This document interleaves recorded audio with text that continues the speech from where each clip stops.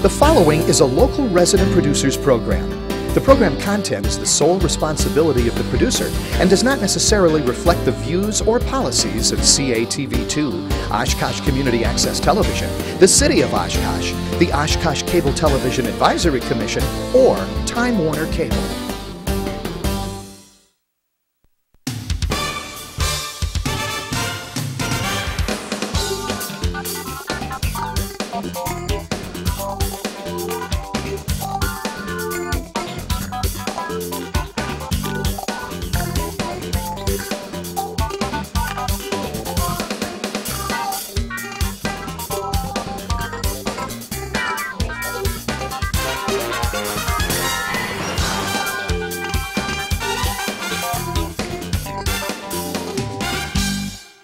Welcome to another edition of Eye on Oshkosh. I'm Cheryl Hentz, along with my co-host Tony Palmeri. On this edition, as you can see, we are very pleased to be joined by two very familiar faces here in the city of Oshkosh. To my left is our city manager, Richard Wollangk, and we're also joined by Mayor William Castle. The main thing that we're going to be talking about with Dick and Bill tonight is the city budget and the upcoming request or referendum, which we'll be requesting that we be allowed to exceed the state levy for whatever amount we need, I guess, is what we're asking for, so that we can continue with city services as we know and enjoy them currently. So I know you hate these shows, so thanks very much for being here, and Bill, thank you to you also for being here this evening.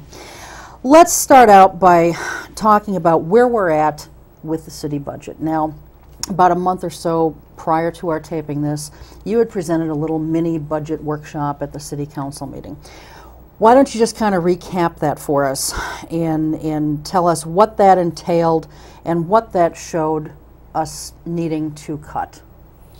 Well, the workshop, as I tried to emphasize throughout the workshop and after the workshop, and some people just didn't quite understand it, as everybody could see by the letters to the editor. It was really an exercise. It was not, this is going to be the preliminary budget. It was not, we have all the numbers, because at that point in time we don't have all the numbers. That's a little bit early, actually, in the budget cycle for us to get a lot of that information. So what we were attempting to do at that point in time was give the council the best snapshot we could at a point in time of where we saw things trending or where we saw things going. And again, that was early in September. We did that, I think it was on September 13th. But what we were working with really was 6-month numbers. I mean, we had through June, so when you're trying to do projections, sometimes that's very difficult, and that's one of the tasks always we find in working on local budgets. The difficulty is because a lot of times you're working with not complete numbers. So as you get further into the year, the picture gets a lot clearer, but we always do the best we can. And so at that point in time, what we were looking at, when we went through the budget, we went through and projected where we thought we were going to be for the levy limit for 2007. That's what we're working on, is a 2007 budget. Mm-hmm. And so we did our best calculations based on how we thought we were supposed to calculate it, because we hadn't gotten the form yet from the state telling us exactly how to calculate it and because this is fairly new. We've only been under this now for 1 year, for 06. Mm-hmm. This was 2007, the second year. And so we calculated where we thought we were going to be for the levy freeze. We luckily had just a little bit of information, and that was that we were going to be able to go up a little bit more than the 2%. The levy freeze that the state legislature imposed on local government with the state's 05 budget was a 2% increase over the preceding year's levy, or new construction, whichever is higher. Now, for 06, for our current year, when we were doing this budget process a year ago, we were at the 2% level because our new construction was less than 2%. Mm-hmm. So we were at 2%. Okay. We were anticipating it was probably going to be that again for 07, but luckily, right before that workshop, we found out that it was really going to be 2.873, which gave us a little more money, so that was good. Not what we needed if we wanted to maintain everything that we were doing, but it did give us a little bit more of a cushion. On top of that, then the other aspect of the levy freeze was a city, and we'll talk about city, that's what we are, but local government, city, towns, villages, can also increase their levy by any new debt service that was authorized prior to a date in 2005, and we had authorized enough debts to cover ourselves for that. So we can increase it also by debt service. So some people are looking, so they'll look at, for instance, the levy for '06, our current year, and they go, well, your levy's up by more than 2% because it was a little over 2%. But that's because we could increase it by 2% for operations and then add the debt service on top of that. So it's a little higher than the 2%. Likewise, for '07, we could go up by 2.873 and then add debt service on top of that. So it's more actually than the 2%. So this is a long explanation, but we'll get there. That's okay. So we took those numbers and we said, okay, this is what we can increase. Then we were also knowing at that point that we had a referendum that was going to be on the ballot for the very popular sanitation, garbage, and recycling fee that we instituted this year as part of this year's budget. And it was so popular, as a matter of fact, that there was a petition drive that would not allow us to collect it into the future. Little history on that, of course, is the garbage and recycling fee was implemented for the 4th quarter of this year. So the first 3 quarters of this year were still on the property taxes. It was only the 4th quarter, and some people, this was difficult to understand, as well, I paid for it in my property taxes. Well, no, you paid for the first 3 quarters. The last quarter, we were anticipating charging a fee for it in the budget. Council passed it, and so $10 per month for the last quarter of the year. So we had that revenue anticipated in this year's budget.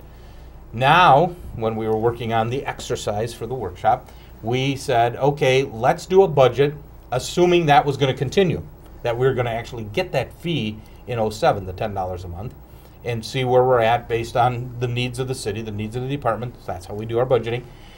We looked at all of that, and then I said, okay, now knowing that we're going to have the referendum to set that fee at 0 and we're not going to get that income, now we have to, how much do we have to reduce our expenditures, our budget, in order to get under the levy freeze number and without the revenue that we were anticipating from the garbage fee.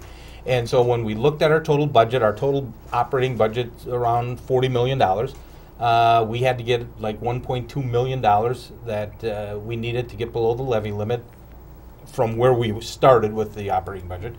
And that's about 3%. So my instructions to the departments were, look at, attempt to cut 3% out of your budget if you can, okay?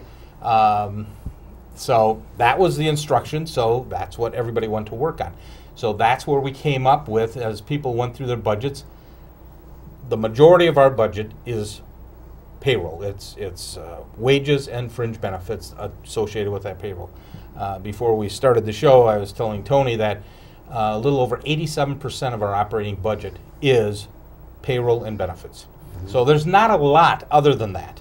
So when you start to look at cutting, unfortunately, you have to start looking at some positions because that's where the money is. And so that's what a lot of the departments looked at because that's where their dollars are. Now, we have a lot of departments in the city, and I know the public out there thinks government, there's a lot of waste, there's a lot of things to cut, but the city of Oshkosh has been very frugal for many, many years. And we've operated, I think, a city here very close to the vest. We've done a great job in providing a lot of services at a low cost to our citizens. Now, some people may not agree with that, but if you really look at comparisons, which we did earlier this year in a workshop with the council when we had Dan Thompson from the League of Municipalities, and he was using information from the Department of Revenue that the Taxpayer Alliance puts out, which does comparisons on a per capita basis for spending for a variety of services by cities.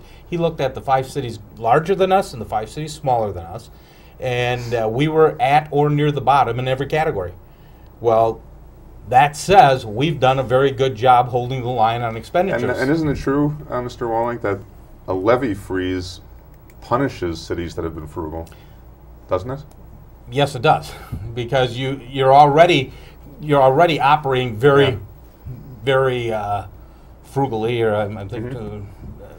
You're already operating very lean. Lean. Yeah. Lean's the word I was looking for. Yeah. Thank you very much. So you're already very lean. So when your revenue is capped, when your ability to raise revenue, and that's what a levy freeze does, it limits our ability to collect taxes.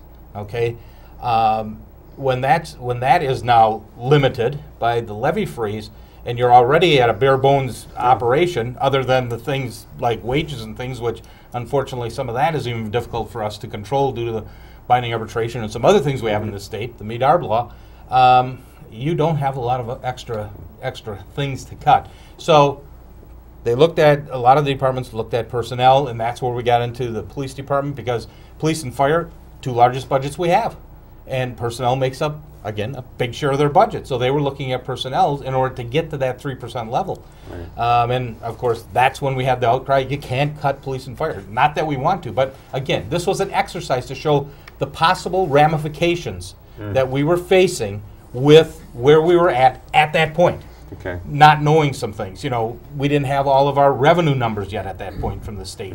And so we were going with our best guesses, really. All right. So anyway, that's what the workshop was about, to try to give us an idea of where we were heading. And so that's what we were trying to show to the council, how things looked at that point. And they didn't look real good. I mean, you know, they looked fairly ominous as far as the cuts that we were going to need to do.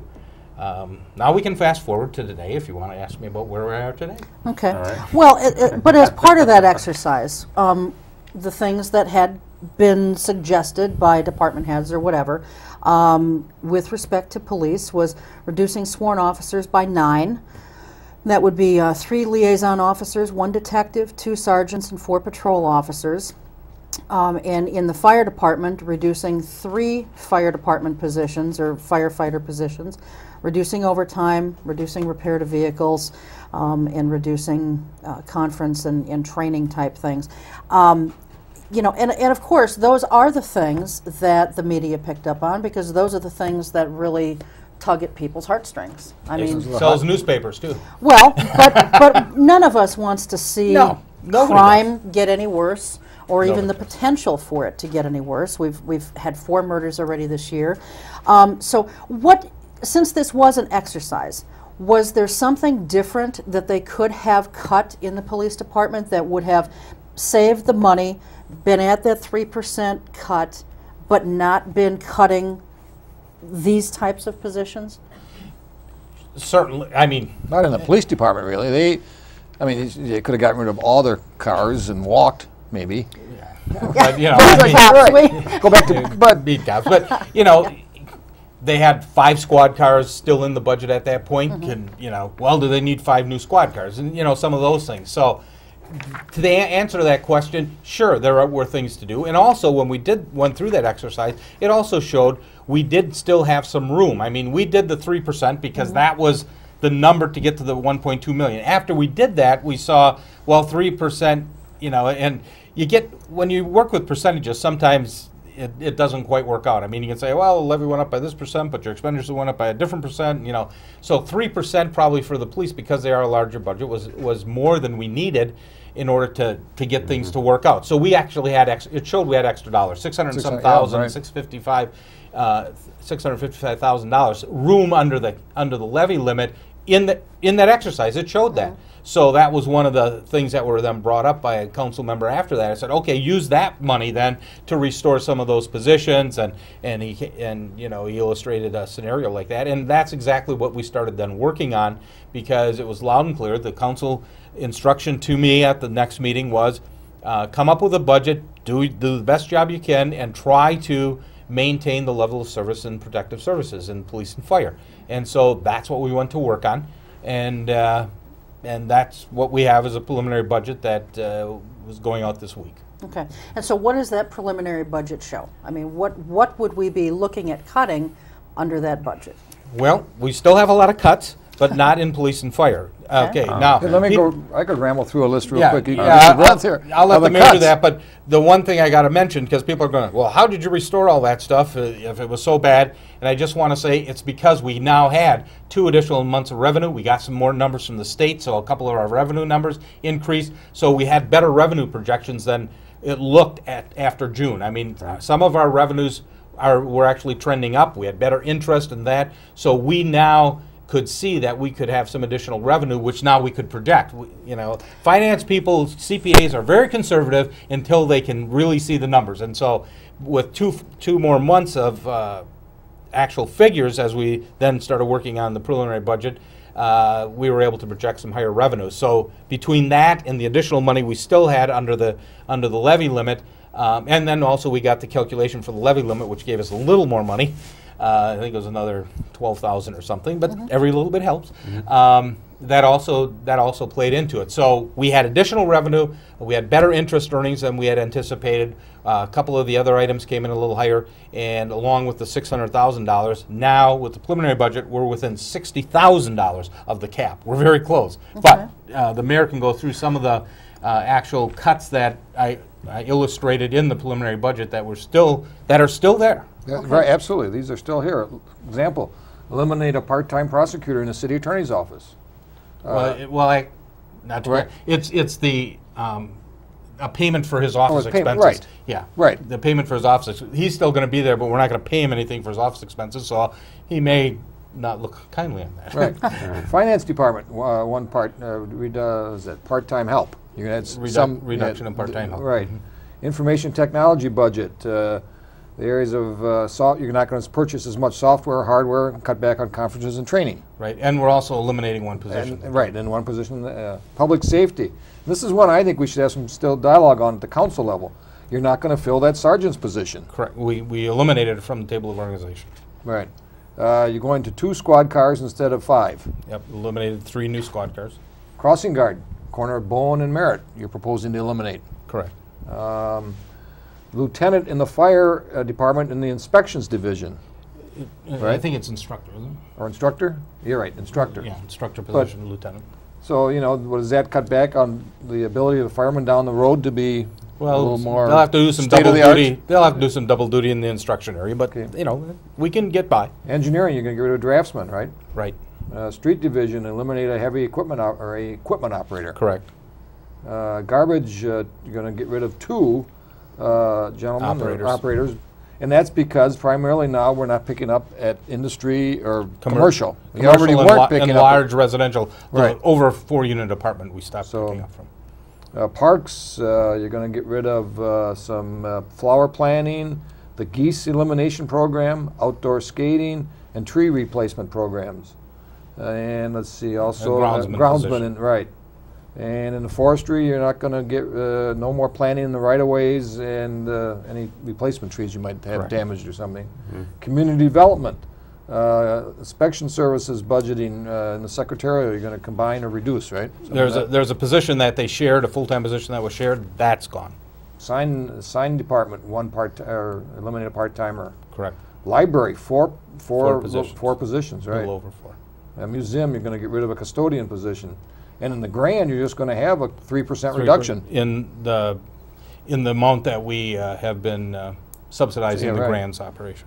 So that pretty much is a quick laundry list of areas that, following the council's direction, that the manager and his staff worked on to cut back in non-essential areas. Yeah, there's in the proposed budget, there's 12 full-time positions that are being eliminated from the table of organization. So that's significant. I mean, that is a significant reduction in staffing levels.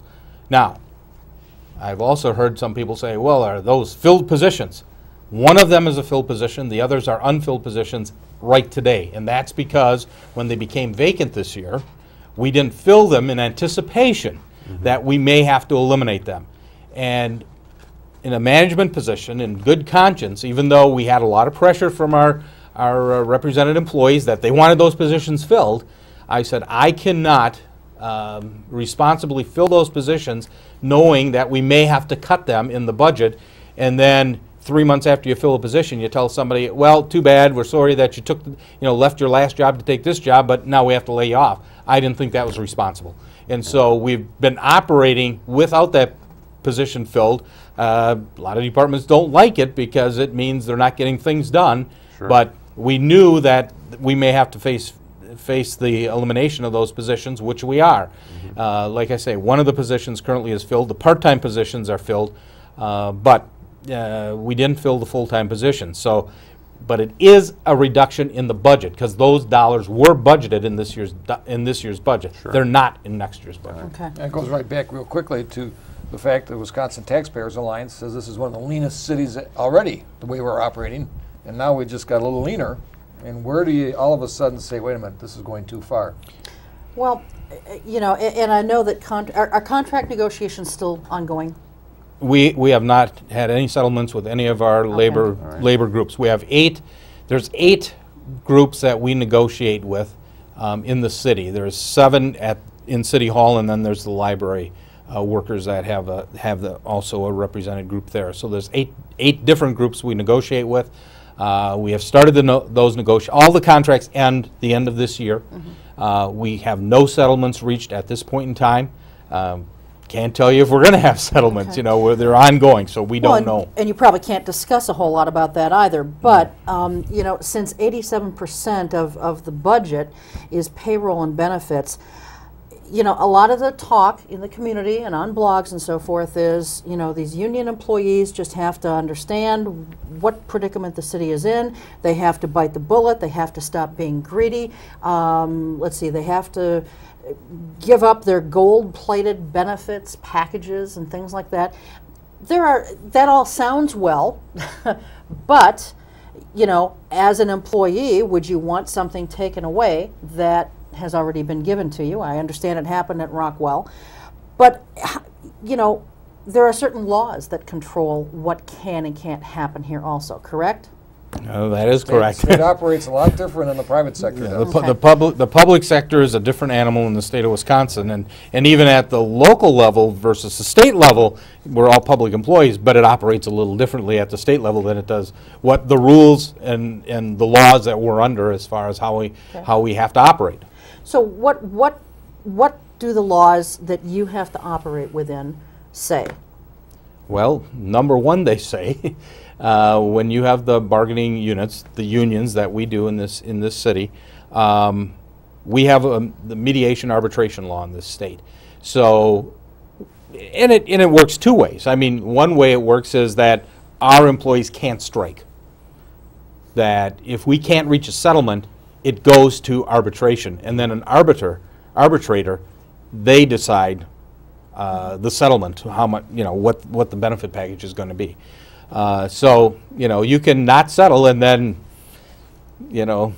just say, okay, Mr. or Mrs. Arbitrator, you tell us which side you're going to pick. Now, the problem with that, the potential problem with that is there's not okay, I like this in the union's offer and I like this in the city's offer, and okay, we pick and choose and come together with an offer. No, it's the union's last offer and the city's last offer, and that's what the arbitrator has to work with, and they pick one or the other. They don't piecemeal anything. They don't piecemeal. It's either what the union is asking for or what the city's willing to give. That's the decision. So you take a big risk because you could, if they side with the labor organization or with the labor side, you can lose a lot. So that's why it kind of forces the 2 sides to try to work it out, because nobody wants to take the risk of losing everything, really. And so that is the risk there. Now, not saying that we wouldn't do that if we have to,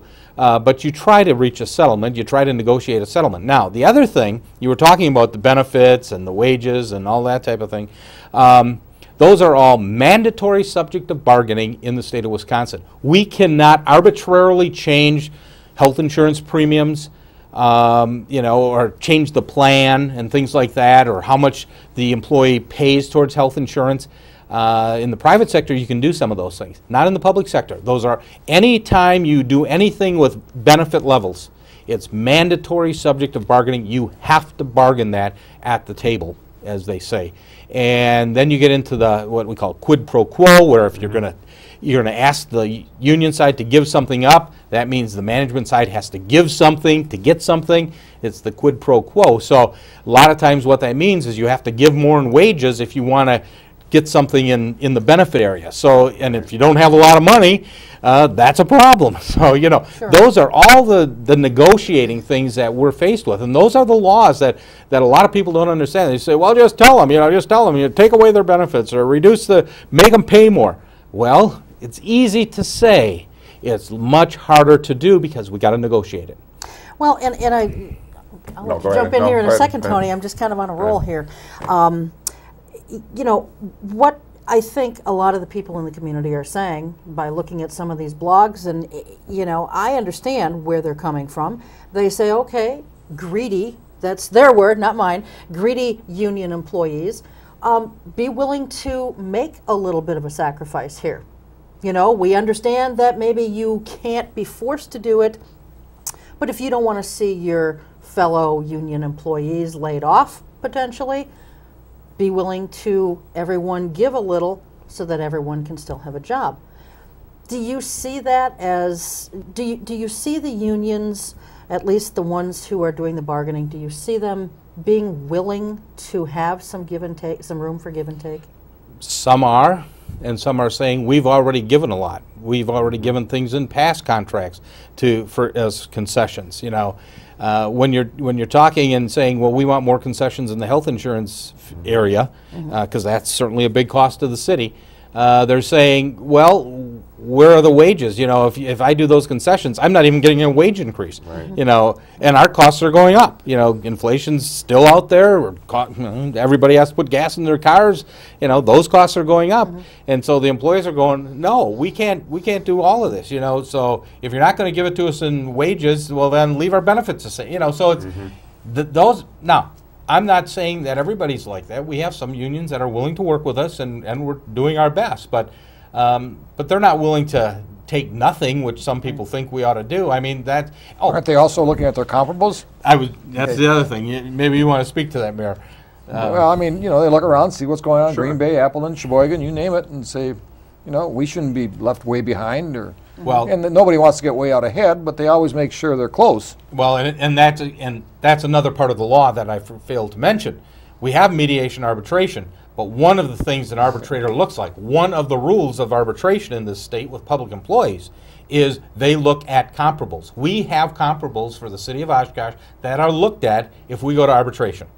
They look at, I'm trying to remember, I won't be able to tell you all of them, but I believe it's Fond du Lac, Sheboygan, Green Bay, Appleton, I think Neenah and Menasha, and I may be missing one, are our comparable cities that are looked at, and to see what do they have, what have they given their employees, and you better be close or you're going to lose.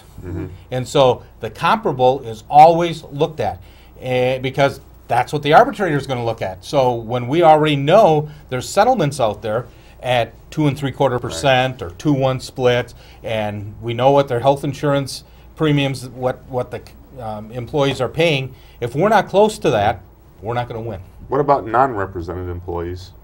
We have a substantial chunk of those, don't we? Of our 560 employees, we have about 70 that are non-represented. Okay. Very small percentage. All right. And how are their benefit packages set? We have historically, after we negotiate the labor contracts, the council has normally set the non-represented close to what the settlements are, just to keep parity. All right. And also, you want to make sure they stay non-represented, because some of those also could organize, and and you want to keep good labor relations with everybody. All right. But yeah, that's always a consideration, and we've had those talks in the past with the council. But that's always something that you want to look at. Yes, we can absolutely just say, well, this is what you're getting, and that's it, or the council can. But you also got to bear in mind if the employees who they're supervising, because it's the supervisors who are mainly the non-represented, if all of a sudden the people they're supervising are making more than them, or they're getting big raises, that doesn't give you a lot of labor harmony. Right. Bill, can you explain the 2 referendum questions that people are going to see on the ballot in November? Sure. All right. the garbage fee referendum, which was initiated by petitions around the city, and they turned in, met the numbers, asked that the limit be set at 0. Right now it's $10 a month. Okay. And they're saying set that at 0 a month. And So that effectively, if a yes vote on that referendum question would effectively end the garbage fee. Correct. Yep. All right. For 2007 only, though, right? Correct. Right. Okay. So you could reintroduce it in 2008. We could. All right. All right. You know, Yeah. It was Yeah, almost such great wisely. popularity. I don't know that we talk would. about the popularity. You know, one of the things I sat People have to after understand all the meetings and what have you Yeah. on that, I got to thinking, you know, what could we have maybe done different? And the only thing I thought of, and it's just not transparent, and I just think when I've been up there, I want to make sure we might have executive sessions to get organized and what, you know, when we're our negotiating strategy. But then we'd sit and talk about it in the public arena. And it was very clear to me was that we only wanted that fee for the 4th quarter of the year. So why ask for it before we need it? If we would have back a year ago at the budget session said, let's do 3 quarters on the taxes, the 4th quarter on a fee, but we'll collect that fee on the tax bill last December and we mail it out. We would have gotten the money 9 months early.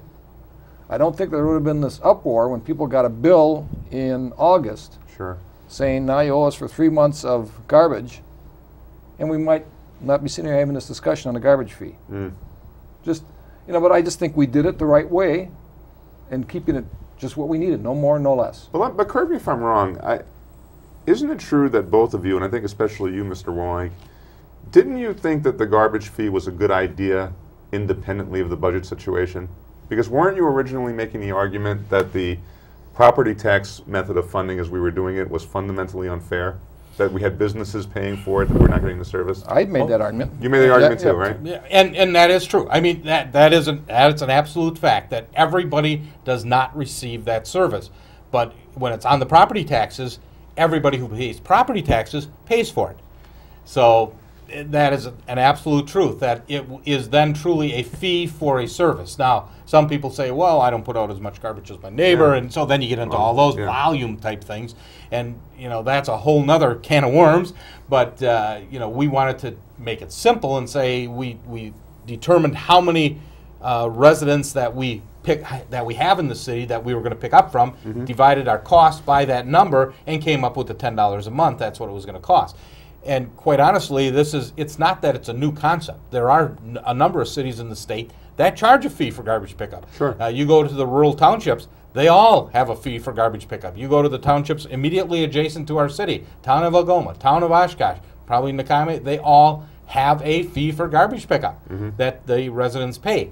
But it's something in Oshkosh, of course, that always has been on the taxes, Right. and it was new. You go down to Beloit, they're charging $13 a month for garbage pickup. You go to Manitowoc, you call a local hauler, the city's not even involved with Not it. involved. Eau Claire is the same way. Yeah. And you know what they pay up there per month? It's in excess of $20 a month residents are paying for garbage pickup. For equivalent service what we're getting. I would imagine. I don't even know if it's as good, quite honestly. All right. In some of those cities, it's you get one container and that's what you got to put it in. It's not everything you can fit on your terrace. But How do the rest of their taxes compare to ours? guess what? We're lower. And so there again. All right, so Bill, explain the second Okay. referendum. So then when we realized that the garbage fee was going to be on the ballot, and the option was 0, in strategy with Dick, we came up with the idea of saying, well, let's see then if we can have a referendum also to exceed the freeze. And one of the things I want to comment on, Cheryl, on your lead into tonight's discussion, you said set it whatever we feel is necessary. Dick came up with a formula that takes us back, and maybe you can explain it better, to where the taxes would be if we had a 2% tax freeze, not a levy freeze, right? Well, actually, it wasn't even a 2% increase. It was what I had recommended when we talked about this idea, and I said, well, why don't we set the levy at the amount we would have collected in taxes, which is the levy, the amount of money you collect in taxes is your tax levy. We will set that based on the equalized rate, and we can get into a whole explanation of equalized versus assessed, but that could take another hour. But anyway, set it at the equalized rate because it's 2 years later that we had in effect for 2005, which was the last year garbage was on the taxes. Right. And what that did really then is said, okay, it would allow us to collect the additional revenue in the form of taxes based on the growth of our tax base, which the state doesn't allow us with a levy freeze. Right. If we, and say we froze the taxes at the equalized rate for 2005, the $7.97 per thousand, which was our equalized rate for 2005. We then took that rate and applied it to what our equalized tax base is for 2007. Just do the math, and that gives you then the amount of levy, and so that's what we then put in for the exceeding the levy freeze would be the amount of money we would have collected using the same tax rate as we had for an equalized rate for 2005. And that then gave us the amount in the So referendum. if Bill, if that passes, then does that mean all the cuts that you mentioned a few minutes ago wouldn't have to be made? That's correct. We could have more money to work with, and we might still, as a council, instruct the staff to make some of these cuts. All right. But we wouldn't have to make all these. Some of them may make sense, So actually. you And I would recommend a few. So you both clearly believe that the public should vote yes on that second referendum. Well, they should, in my opinion, vote yes, yes, or no, no. The problem is if they vote yes on the garbage, freeze the garbage at zero, no on ours. This is it. This is the window we have to work in. Okay, but I don't hear any organization promoting your referendum. No. I don't hear anyone out there saying vote for this to avoid these cuts. And you won't, because who's going to promote raising your taxes? I mean, people have to sit back in their own living room, watch this, read newspapers, and just think about it. What do they want in Oshkosh? What quality of life issues are important to them? I think the council is very clearly saying, we're going to make sure you get what you want in taxes. Police, fire, public works, things like that. But are these other issues important to us? If they aren't? Are flowers in the park important? Are planting trees on our terraces and replacing trees in the park, is that important? Do I stand in line a little longer maybe in City Hall for some service? Paying my, all of the bills that people insist on coming to City Hall to pay. And they could use the mail and send them in. But, we may have to stand in line a little longer. Hopefully it won't be as bad as the DOT, but, but I mean, as I think I stated at the workshop, I said, I think that's really what the people in Oshkosh have to understand is if we don't have the ability to raise the necessary dollars, because cities have very limited ways to raise revenue. Yeah. The major one is property taxes in the state, unfortunately, because, there's some unfairness with the property tax. I understand that. And the state of Wisconsin, however, that's what we have. A lot of other states have a lot of other things they allow local governments to do. They can share in sales taxes and all kinds of things, but we don't have that here, and so we got to deal with what we have. But I think the people of this community have to then sit back, and we've done a very good job as a city. The city council, the city staff have done a very good job at continuing the level of services in spite of the cuts that we have suffered as a result of the state cutting back their support of local government. And I can illustrate to you real clearly where that has gone over the years. But we're at the point now where we're kind of out of miracles any longer. We have nothing else to do other than to start cutting into services that I think people of this community appreciate. And so we have to make a decision. I think it's time for people to decide, what kind of city do you want to live in? Do you want to live in a city that just has police, fire, and maybe can fix most of the potholes most of the time and not have quality of life things? Some people think that's okay. I don't. I think you need all of that because that's what makes a city. Quality of life things make a city a city. I mean, we've been pretty proud of it last year. We made, 2 national publications? A great place to live. Right. And people see that around the country. And, when you're looking at relocating or growing a business, those are key factors that people think about. And all of a sudden, if you start to, make the list of the 50 least popular places to live, well, you're not going to get anything coming in town. Oh, that's absolutely true. But by the same token, eliminating a draftsman position or not picking up as much goose poop, I mean, that's probably not going to really raise people's ire too much to really motivate them to pass a levy increase. Well, the library is one. How often do you like to use the library? 4 people. That's gonna be less hours. Well, it's less hours. It's eliminating the bookmobile. That is eliminating the It's bookmobile. eliminating Okay. the bookmobile completely. They've already cut it back, Okay. that it's now stationary at Festival Foods. This is eliminating that also. Okay. It's eliminating some, they had this 211 system for information and referral that they had, that they supported. That's gone. They also cut back a position in, I explained it in the budget, but they say, I'm trying to remember what it was. It's for a reading program that they had, a position for that. That would be eliminated also. But the big one is the bookmobile. That is gone with these cuts. And, so, okay, now I just have to correct you, Cheryl. I know you just said about picking up goose poop. No, Oh, it's I know not- that. I know it's a lot not of people pick- are upset No, about it's that. not picking up the goose poop. It's It's- eliminating the goose that's making it. Well, right, but if you're not going to eliminate the Right. goose, you're going to have the goose poop. Yeah. So. And we won't have the people to pick that up. If Mark Harris is successful in getting the sales tax raised at the county level, does that play into this mix at all? Do we get any of that?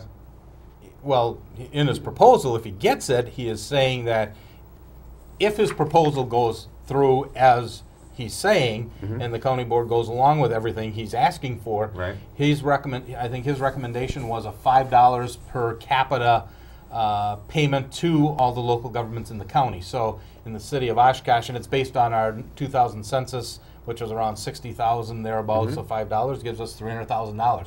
I mean, that wasn't factored into our budget. That would be additional revenue that we may get next year, but we're not counting on that. Right. we didn't use that in any of this Okay, information. So. but that would be very, very helpful. Oh, the sales tax increase would be good for the city of Oshkosh. Sure, Yeah. absolutely. If From a what property he's tax point of view, yes. yeah, if what Mark says he would do in his Okay. proposal actually would pass, that some of it would go back to the local governments. Okay. How does the fact that we have, how many open tax incremental finance districts do we have? 16? Something like that? In that area, maybe a few more. Yeah, I think we're some, right. I think we have 21 TIF districts, Right. and All right. some of them have been. All right. Now, Close. I know that can be a complicated discussion, but I also know that Appleton has maybe 4 or 5 districts. Fond du Lac has maybe 4 or 5. With TIF districts, don't we end up with less money coming into our general fund? Not if you look at it where the base was. Eventually, more money will come in. Eventually, but Correct. it's not here now. No, but would we? Would we have gotten Bemis to locate if we didn't have that first-class industrial park to build it? Well, again, I know this can be we can again Right. spend another Well, hour it's a on whole this. philosophical Right, question. it's a philosophical and question. it's the one thing. It is the one thing the state of Wisconsin has Yeah. that they provide to local government to encourage and enhance economic development in your community, and that is yes, TIF districts. yes. It's the only thing we have. Unlike a lot of other states, have many other things that they allow local governments to do to encourage and to All right. do. What about economic development. and Sheriff, I'm going off on topics that No, no. all right, yeah. Some counselors have talked about doing, and I think you've been opposed to it, Bill, doing a expensive audit of operations in the city. Talking about spending maybe $100,000 for an audit. Yep. Could be more. Okay. What would that find that you have not found internally? That's why I'm against it, because I think the Wisconsin Taxpayers Alliance and firms like that look at the stuff, Okay. look at the data, All right. and they show us that we are efficient. All right. My view has been that if we can't trust the city manager, with all due respect, Mr. Wollangk, if we can't trust you to find every spare dime in that budget, you should be fired. Isn't this what the city manager does in this Yes, form of I government? agree with that. So it seems to me when people are calling for that level of audit, I think they're making a statement about their trust in the city manager, is what it sounds like to me. So Well, it sounds, you've sat here talking, you claim we are to the bone. Well, But if- is there another dime? Okay. Maybe there's another All right, dime. well, I'm but not gonna if, say there's if not, but- people on the council want to spend $100,000 for an audit, that's saying to me they don't believe what you're saying. They're saying that because I assume that you must think you know what the auditors would find. Do you think the auditors would find something you don't know about? I certainly would hope they wouldn't. I think we, in our looking at other cities and how they operate, Right. I think almost every other, well, as I Because told you, in- they're all I mean, spending more money. maybe- And where is it? Right. It's staff. They have more staff than we do in almost every department. Because what I've been told for more than 15 years in Oshkosh is we have professional government. We hire a professional to do this. That you might need an audit like that if you have an elected mayor who may be playing politics. But I thought that we don't play politics around here, that we do this professionally. So what I want to know is, what would that $100,000, if that's the amount the audit would be, what would it find that you're not telling us? I don't think it's going to find I'm anything. not sure. I don't think it's going to find So you anything. think it would be just $100,000 down the drain? Well, I would presume it would reaffirm what we know. We are a well-run, efficient city. So it's not going to be down the drain.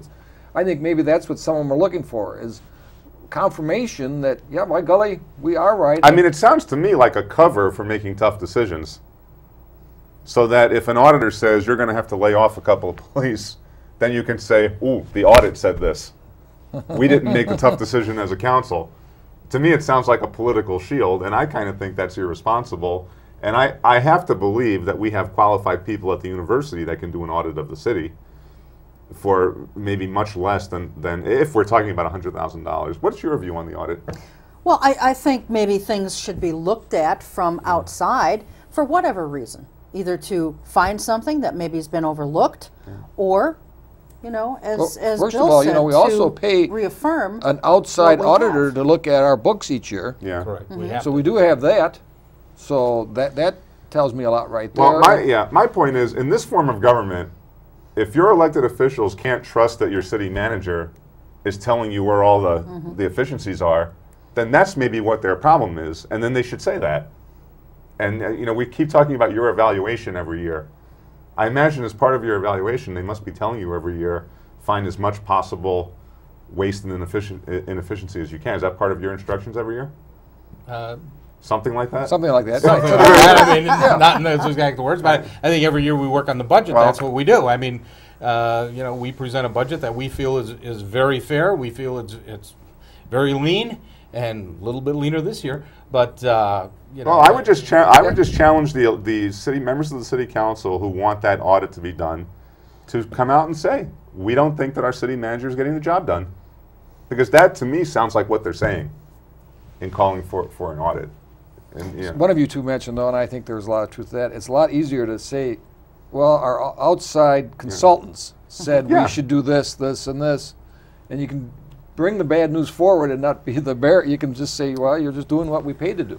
But So- I do Exactly. think, Tony, Yeah. if it's going to be done, I do think that the university could probably do it for a lot less. I think mean- in this fiscal environment, to spend 6 figures on an audit, to me that seems This excessive. council member is not supporting Yeah, that. so I right. don't- Unless you know you're going to save millions as a Right. result of that audit, and we don't know that going in, obviously. Yeah. Getting back to what you are proposing as the second referendum bill, you know, I think what's troubling a lot of people, besides just the fact that it's asking for higher taxes, is the amount that's going to be in there. And I don't have the wording right in front of me. I printed don't it off either. and forgot to Give it. bring it. But Well, you know, one of the things, too, that I want to say is that decision was made to bring that forward based on a lot of Dick's exercise is what if. Things changed, as he pointed out here in the first part of this program, that more money was available. So, you know, maybe if we knew then what we know today, maybe we wouldn't have requested it. But you had to make that decision before the 15th of September, right? Yeah, In order to get we were within a time frame that you have to do it in order to get a referendum on the ballot. I mean, that's Right. and the wording is the exact wording that the state requires you to do as part of the law that set the levy freeze in place. They gave the language that was needed in order to exceed that levy limit. So we weren't at liberty to change that language. It's the way it's worded. Although city manager or city attorney Warren Kraft said that it could be changed, and he would, you know, fight whoever challenged that.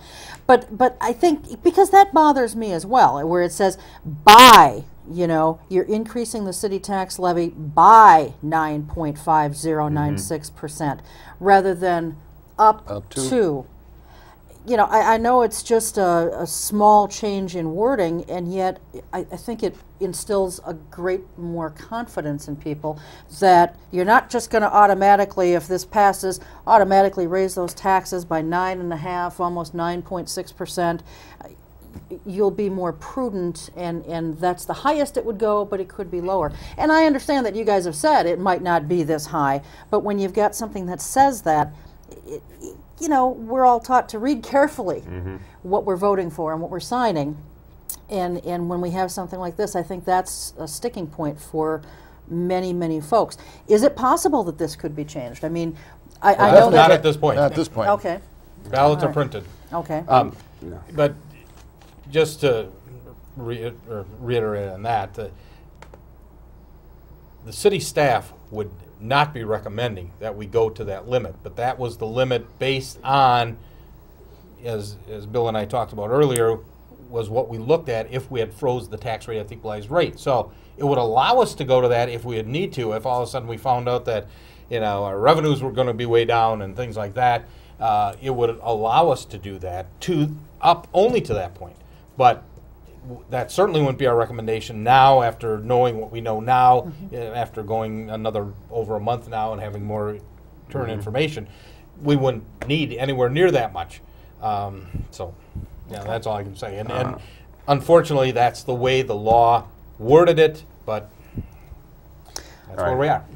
One of the things is looking at other ways of generating revenue, and one thing that folks have some of us have talked about for, you know, as long as the amphitheater's been in existence, is a surcharge on the tickets. And Bill, I know that you're opposed to that at this time, but why isn't that a good idea? Yeah. Well, from what I've in discussion with some of the major promoters down there, primarily Waterfest, is that first of all, the Leach Amphitheater itself is sitting there with no debt the city incurred.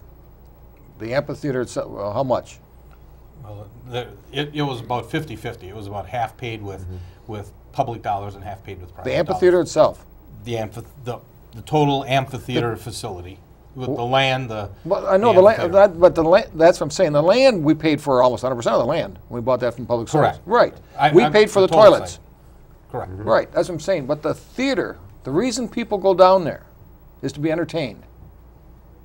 And, you know, if you're going to run a first-class establishment, you have to have bathrooms. You had to have land to put it on. Now, we were going to buy that land, I was supporting it, before we even knew the Leaches were going to step forward and donate the money for an amphitheater. And we would have a green space of a park. Now, could we have charged an access fee to walk on the park? I doubt it. That wouldn't have gone over. You know, people want to take lunch at work down in the central city to walk down there and enjoy it. But, you know, we have a first-class venue that brings people to town. And let's get a few years of history and, you know, see how it goes. I've been told that that kind of fee on top of the existing tickets is really going to cut back on the amount of attendance for How do they know that? What are they basing that on? I think it's just they don't want it. Waterfest doesn't want to see it in place. They're afraid of possibly losing money. I think that's what it is. I think it comes down to basic greed. Well, but if Waterfest keeps losing money, would they just some year pull the plug on their whole program, and then what do you have down there? But Mayor, that's just their opinion that they're going to lose money. Well, they're not basing that on anything. They've got some history. They've been doing it for quite a few years. Well, sure, but they not with a surcharge on the tickets. Well, but they sort of know their ceilings on their tickets. Well, I mean, they used to be that you could go in anytime you wanted. I don't think a dollar's a problem. It's not. If people want to see the act, they'll pay even more than the dollar surcharge. Sure, it's done all over the country at venues like this. Yeah, but you get a lot of people that just go down there because it's something to do on a Thursday night. They don't even know what the act is. You always have a number that want to see that group. Yeah. But if it's a nice Thursday night, the weather's comfortable, let's go down to Summerfest and hang out. Just hang out. And that extra dollar is going to break them. Yeah. That's I don't know. But it would be a way to generate some extra revenue, and I think we need. Well, something but again, like that revenue, from what I've been told, is to pay down the debt on that. The debt isn't part of the reason we're here today. Debt is already there. We don't. If we had only debt to worry about, we wouldn't have these referendums. All right. Okay, go on to a little different topic. Sure, go ahead. I've spoken out against the garbage fee, but I'd like to think I've been civil about it. I heard you speak at the workshop, and you were talking about really hostility that's been aimed at your office. Can you talk a little bit about that? Because my concern is that we're losing civility. It's one thing to disagree about the way we're funding our services, but I don't think people have to get ugly about it. Can you talk a little bit about some of the things that have come your way? Well, brought some examples. But I feel like some people have literally sent their shirt to your office. well, they sent a piece of cloth that they said was, well, here, take my shirt and things like that, and sent very interesting comments on the when they sent their payment back, or some of them didn't send the payment. They said, put it on my tax bill, and with other expletives that they described. And it's like, okay, fine. I can understand that. I guess my bigger concern, the thing that I expressed that night, was unfortunately the front line at City Hall is the gals that work in the or the ladies, excuse me, that work in the collection area. Those are the first people that citizens see when they come in, and they catch the wrath. They caught the wrath when we implemented the fee for the permits to take things to the drop-off site a few years ago, and they caught the wrath from everybody that at that time, boat launch fees. And the boat launch fees, because they collect all the fees, and certainly with the popularity of the garbage and recycling pickup fee, they caught a lot of wrath, and people would yell and scream at them and swear at them, and all I said is, that's not really necessary. No, it's inappropriate. Because they're not the ones who recommended it. They're not the ones who voted for it. Right. They're only collecting it. That's all. That's their job, is just to collect it and receipt it. I just said maybe people could be a little more civil to the ladies, the young ladies who collect the fee, and I just felt bad that they're having to put up with that. I mean, some people would come in and yell at me, but most we could even be more, them, we could be more civil toward the elected officials. If we don't like what you're doing, the solution is simple. Vote us out. Vote you out. It's very simple to do. Go to the polls. That solves a lot of problems. Cheryl. We're down to just a couple minutes here, but very briefly, at the last council meeting, Paul Esslinger had an issue of some sort. He didn't really elaborate a whole lot, wanted a closed session to discuss a person in city employment. We're, I think, assuming it's a department head. It's a non-union employee. So you were going to have a little get-together with Paul and the city attorney after that council meeting. We never had that. I asked him to, let's meet right after the executive session, and Mr. Esslinger said, no. He said, we don't need to meet. I'll talk my issues over with the district attorney's office. I said, fine, Paul, do what you got to do. So is he suggesting then that there's something illegal going on? No, because you can elaborate. We talked a little bit before we got going here. When Dick heard that, he asked Paul, you two talked the next morning. And from what I can gather, Paul said, no, there's nothing illegal. He just wants to talk about somebody. So what's he want to waste the district attorney's time for, I wonder? Well, I think that was more to talk about, is this meeting is it appropriate to have a closed session to talk about an employee? See, oh, I see. Okay. We can only talk about the one employee we can hire and fire. Okay. The city manager. So he wants, that makes sense then, I guess. He wants to get the DA's impression. Not talking about somebody else other than the right, manager. Because Warren Kraft gave his impression. Right. And he wants to get, okay, all right. That makes sense. Right. So that's where it's at right now? Well, it's all in his court because we never talked. Okay. All right. Okay. Final thoughts on the referendum. Well, not only on the referendum, as Bill had indicated, a yes vote would say, okay, fine, the garbage fee goes back to 0. That means it's now back on the property taxes. But the second yes, allowing us to exceed the levy limit if we need to. That's right. That's the key. Only if we need to exceed the levy limit, would allow us then to collect the revenue we need in order to maintain the level of services that the council feels appropriate. And so that's what really the two referendums. So either you vote no and say we can do the garbage fee, and we may not. I mean, the council may still say, because we had a lot of council members that didn't care for the garbage fee too. But no, don't exceed the levy limit. But at least if you're going to vote yes, you should vote yes on both. No, vote no on both. All righty. Okay. Thank you both very much for being here. We're out of time. You didn't even let me talk about. I know. I'm sorry, Tony. Thank you. And as always, thanks to you at home. We'll see you next time. Take good care. Until then, keep your eye on us. We've got our eye on Oshkosh.